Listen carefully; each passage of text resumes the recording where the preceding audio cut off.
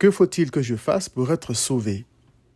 Un gardien de prison, pris de panique et tremblant, a posé cette question à Paul et Silas lorsque Christ a fait trembler la terre et que les portes de sa prison s'étaient ouvertes et que les liens de tous les prisonniers avaient été rompus. Reconnaissant qu'il était perdu, entre guillemets, il est écrit qu'il s'est jeté tout tremblant aux pieds de Paul et Silas et a dit « Seigneur, que faut-il que je fasse pour être sauvé ?» Acte 16, 27 à 30. N'est-ce pas bizarre qu'un homme dans cet état demande qu'on lui indique sa part de responsabilité dans l'œuvre de son salut? Aussi impuissant qu'il était, n'aurait-il pas plutôt dû dire « Seigneur, pitié, sauvez-moi » C'est la folie de l'homme. La suite du texte dit ceci.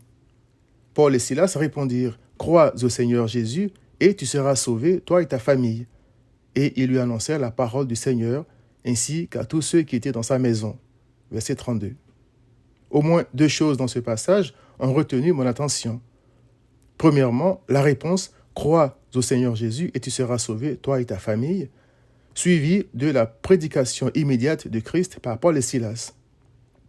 Si la foi en Christ était la contribution du geôlier à son salut, sa décision, son choix, son œuvre, ainsi de suite, Paul et Silas se seraient limités à leur réponse et laissé le geôlier assumer sa responsabilité. Au lieu de ça, ils lui ont annoncé la parole du Seigneur parce que la foi ne vient pas de l'homme, mais de la parole de Christ, selon Romains 10, verset 17.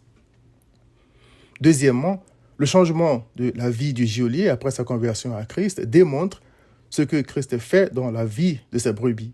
Il est écrit, il, c'est-à-dire le geôlier, les prit, c'est-à-dire Paul et Silas, avec lui, à cette heure même de la nuit, il lava leurs plaies, lui qui les avait enchaînés, et aussitôt il fut baptisé, lui et tous les siens.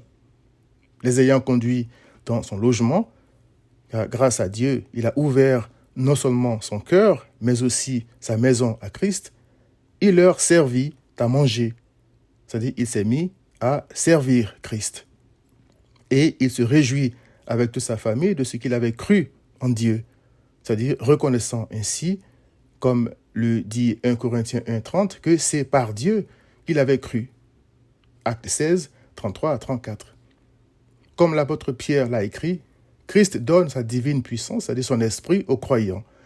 C'est-à-dire tout ce qui lui permet de s'attacher à Christ et de le servir avec joie.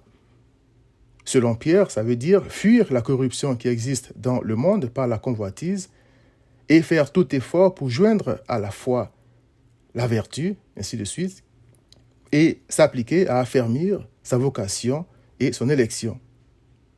Pierre a poursuivi en disant « C'est ainsi en effet que l'entrée dans le royaume éternel de notre Seigneur et Sauveur Jésus-Christ vous sera pleinement accordée. » 1 Pierre 2, 3 à 11.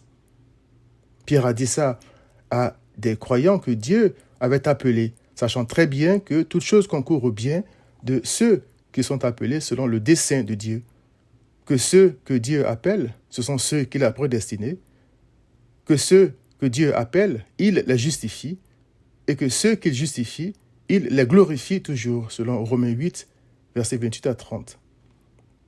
Pierre appelait donc ainsi des croyants, comme le geôlier, non pas à remplir une condition pour être parfaitement sauvés, mais à continuer à s'attacher à Christ et à le servir avec la puissance qu'ils avaient reçue, prouvant ainsi qu'ils étaient sauvés, car il est impossible d'aimer sincèrement Christ, de s'attacher à lui et de le servir sans son esprit. Puisqu'ils ont l'esprit de Christ, les croyants doivent chercher à glorifier Christ dans leur vie, convaincus qu'il mènera à bout la bonne œuvre qu'il a commencée en eux. Voir Philippiens 1, verset 6. Honneur et gloire donc à Christ. Que faut-il que tu fasses pour être sauvé? Crois au Sauveur. Viens à Christ.